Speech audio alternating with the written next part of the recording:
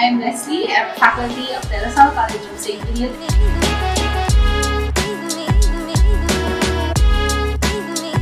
So, a sourdough starter is a wild yeast that we use to leaven bread. It's simply a mixture or pasty mixture of flour and water. And over a course of period of days, this mixture will attract wild yeast and bacteria that is naturally present in the air. So these microbes that we capture will need a few days to balance out and settle in its new environment. So to create a sourdough starter, we will be needing a few things. First, we need flour. I personally choose to use rye flour. If you don't have rye flour, bread flour is also okay. We will also be needing water for this one. We'll be needing clear glass jar. I recommend a wide mouth for the jar. And we'll also be needing digital scales and spoons and spatulas or anything that you can use to mix.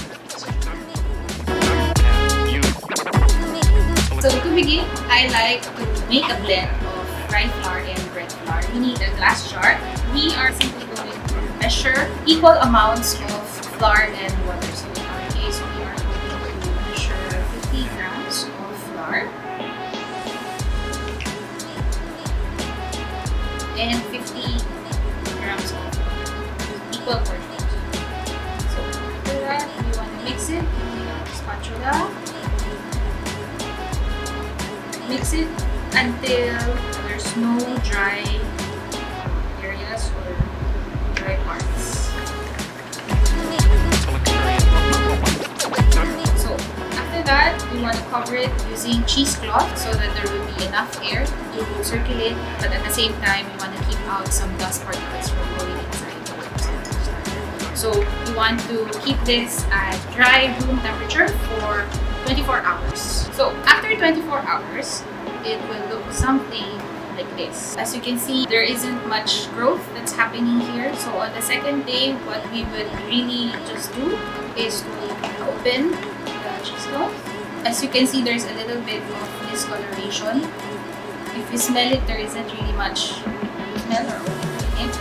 So what we would like to do is just give this a quick stir, just to hydrate it a bit. Then after that, we cover again with the cheesecloth. And then we let it sit again for another 24 hours at dry room temperature.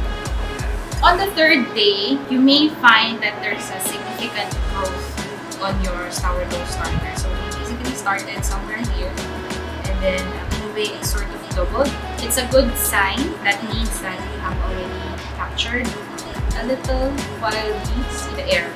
But this is not yet good for bread making, so we still have to feed it and keep it healthy. So on the third day, if you've seen that it's sort of doubled and then there's bubbles around it, it's time to feed our starter.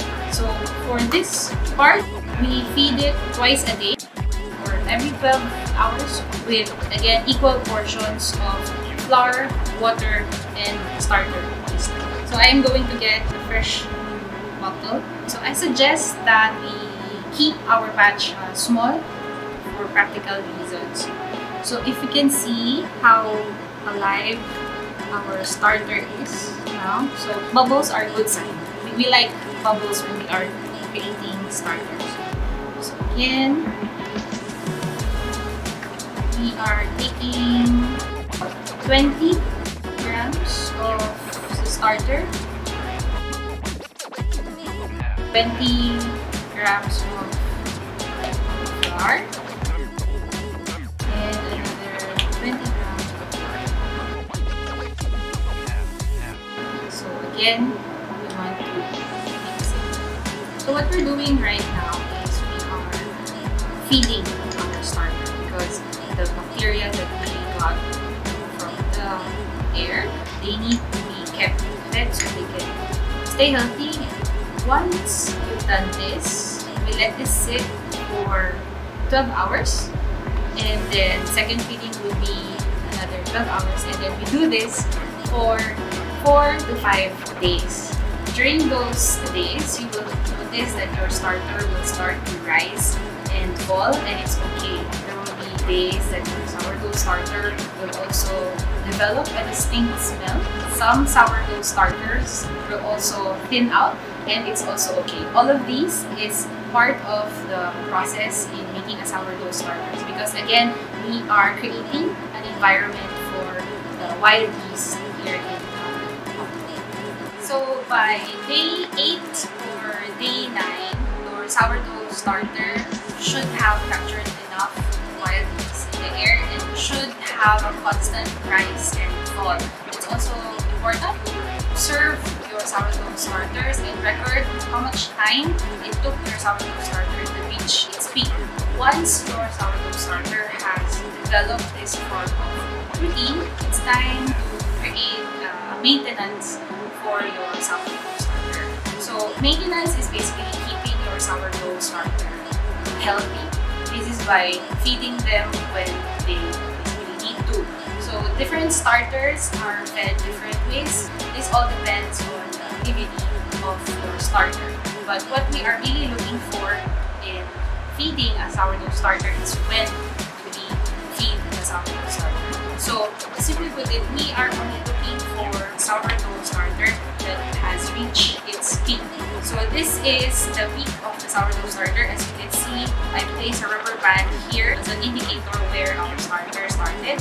As you can see, it has grown more than half. So once your starter has reached its peak, it's time to feed it again. And to feed it is the same way.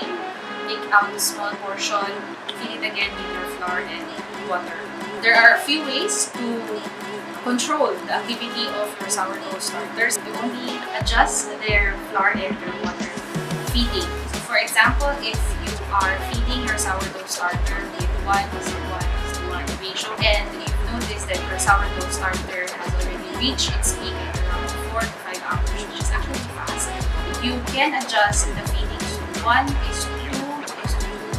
That's one portion of your starter, 2 portions of your flour, 2 portions of water, then try to observe and adjust as you need. So basically, the first 2 to 3 weeks of creating your sourdough starter is really more of getting to know what your sourdough starter needs, how frequent your sourdough starter needs to be fed, and sometimes what type of flour your sourdough starter wants to be fed. So once you figured out the feeding ratios of your sourdough starter, we basically stick to that routine.